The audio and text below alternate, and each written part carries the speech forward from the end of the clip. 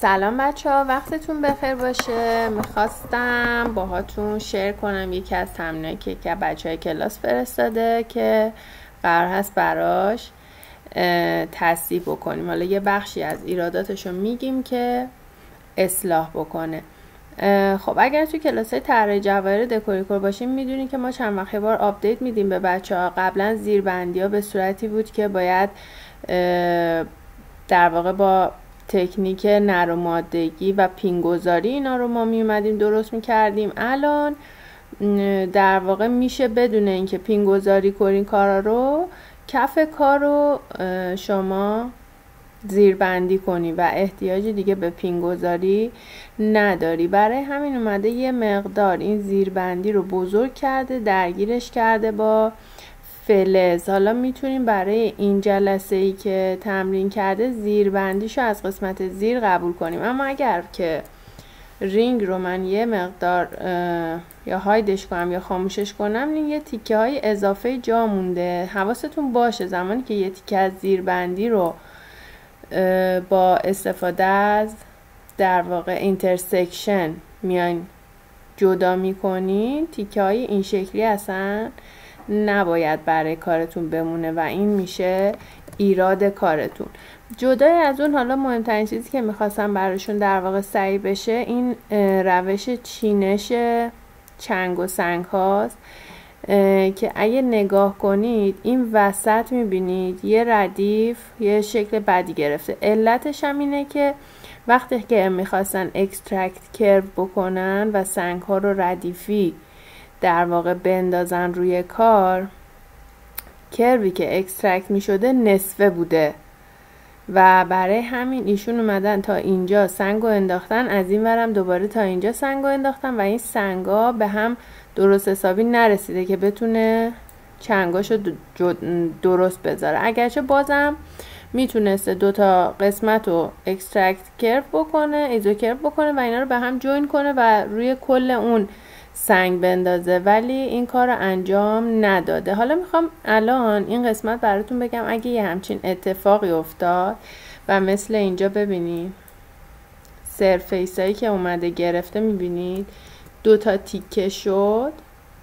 بهتون بگم که چیکار با وجود اینکه پلی سرفیسش یه تیکه هست، وقتی اکسترکت کرو میکنه، اکسترکت سرفیس میکنه دوتا تیکه میشه سرفیسش. بگم اینجا رو چیکار بکنید که این دردسر رو نکشیم. ببینید من اگر توی منوی سالید ها دستور اکسترکت سرفیس بزنم، برای من این قسمت رو جدا میگیره، این قسمت رو جدا میگیره.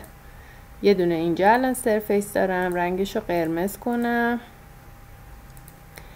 خودم هم برم روی لیر قرمزم. یه دونم الان اینجا به من سرفیس داده که اینم قرمز میکنم. اولا در این مواقع میتونید توی منوی سرفیس ها یه دستور داریم به اسم مرج که میتونید این سرفیس قرمز رو انتخاب کنید و با این یکی قرمزه مرجش کنید. اینطوری الان لیرم و رنگش رو بکنم سبز بهتون نشون بدم. اگر بخوام یه ایزوکروی از روش بردارم، چه اینوری باشه چه تاگلش کنم اینوری باشه، کامل ایزوکرو به هم میده.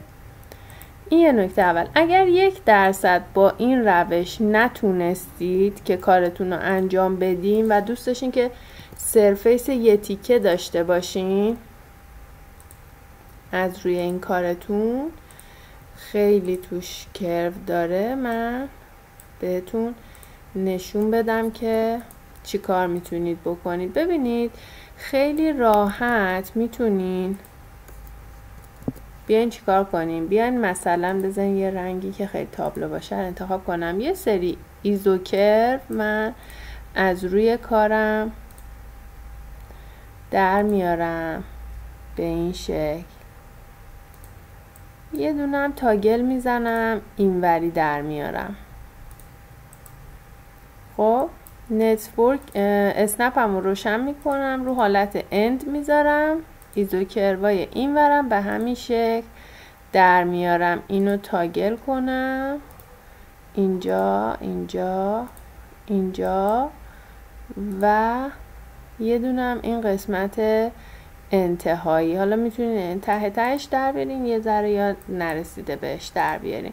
اینا رو هم هرچی انتهای تر در بیارین که براتون بهتره. اینو هایدش کنم.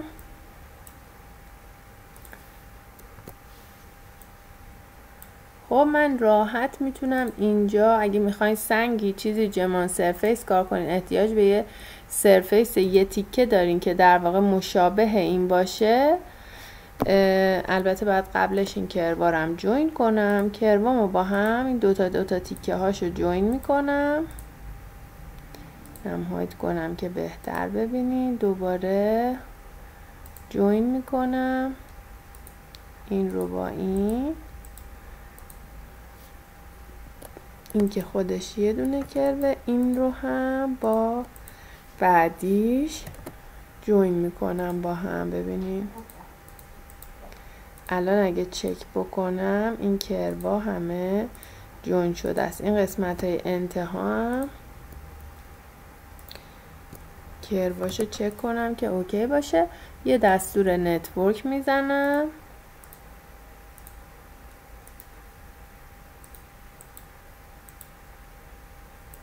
خب یه سرفیس یه سره الان دارم که اگر هر دوباره ایزو کروی از روش بخوام بگیرم، ببینید راحت به من ایزو کروا رو میده.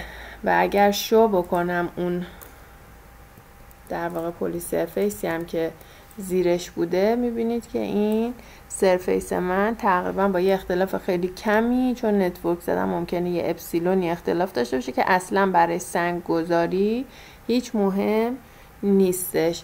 و در واقع این کار من در میاد و میتونم از این سرفیس یه تیکه استفاده کنم. پس یا میتونم مرجش کنم، یا میتونم این شکلی بزنم، یا میتونم مثلا سویپ تو بزنم. هر جوری که هر تکنیکی که راحت هستین میتونید سرفیس یه تیکتون رو راحت در بیارین. حالا روش های دیگه هم داره بچه ها، من توی هر قسمت که میخوام یه تکنیک بگم این روش ها رو بهتون میگم. یعنی هر مشکلی که پیش میاد یا هر چالشی که باش روبرو میشین فقط با یه روش نمیتونین حل کنی. حالا این روشی که الان به ذهن من رسیده، ولی ممکنه که روش های دیگه هم داشته باشه. اگر دوست دارین توی کامنت بهمون بگین شما از چه روشی حل میکنین این مشکل رو.